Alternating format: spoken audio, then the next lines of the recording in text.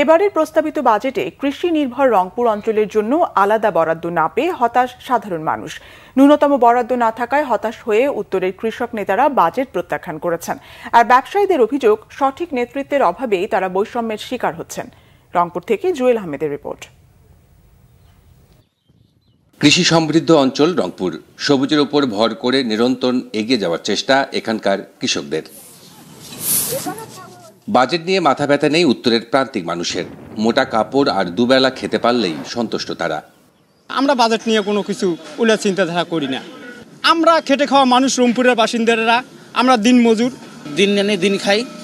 আমরা মাছ মাংস চাইলে আমরা খাইতে পারি না, আমরা খুবই অসহায়। গরিব মানুষের আমাদের কোনো লাভ হয় না, তাহলে বাজেট করি কোনো লাভ হলো? হ্যাঁ, প্রতি জিনিসের দাম বেশি। সরকার যে বাজেট করে, বাজেট করে উপকার কি হয়? কিছু তো উপকার হয় না। আমাদের গরিব মানুষের তো এসব দিয়ে কাজে লাগে না। এই বাজেটের তো আমাদের দরকার নেই। আমাদের দরকার হলো গরিব মানুষ বাঁচবে এরকম বাজেট করা উচিত, দেশের মানুষ বাঁচবে এরকম বাজেট করা উচিত। কৃষিকে বাঁচানোর আকুতি এ অঞ্চলের মানুষের। সরকারের কাছে কৃষিবান্ধব বাজেট চায় কৃষক। ন্যূনতম বরাদ্দ না পেয়ে হতাশ কৃষক নেতারা। 15-20 বছর থেকে বাজেট দেয়, কিন্তু রংপুরের জন্য আলাদা কোনো বাজেট রাখে না। এখানে যে অর্থনৈতিক অঞ্চল যে কয়টি আছে রংপুর দিনাজপুরে, সেখানে কোনো বরাদ্দ রাখা হয়নি।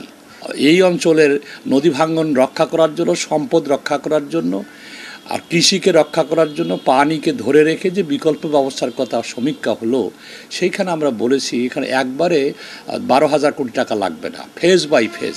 এখানে কিন্তু এক ফেজেরও কোনো টাকা বরাদ্দ করা হয়নি।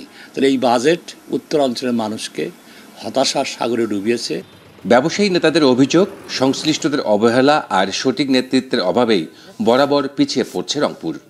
জাতীয় সংসদ সদস্য যিনি এই এলাকার 3 আসনের, তা ওনার উচিত ছিল যে ছাত্র, রাজনীতিবিদ, ব্যবসায়ী, চিকিৎসক এবং সবাইকে নিয়ে, মেয়রকে নিয়ে একটি মত বিনিময় সভা করা দরকার। সভা করে এই এলাকার কর্মসংস্থান সৃষ্টির জন্য, আপনার এই এলাকার রাজস্ব বৃদ্ধির জন্য এবং এই এলাকার উন্নয়নের জন্য কী কী কর্মকাণ্ড নেওয়া উচিত, যদি একটা নীতিমালা তৈরি করতো, তাহলে আমার মনে হয় আজকে আমরা রংপুর বিভাগ এই বাজেট থেকে বঞ্চিত হতাম না। বাজেট সংশোধনীতে উত্তরকে এগিয়ে নিতে কৃষি, ব্যবসা, শিক্ষা, চিকিৎসা ও শিল্পায়নের জন্য বিশেষ বরাদ্দ চায় রংপুরবাসী। জুয়েল আহমেদ, বাংলা ভিশন, রংপুর।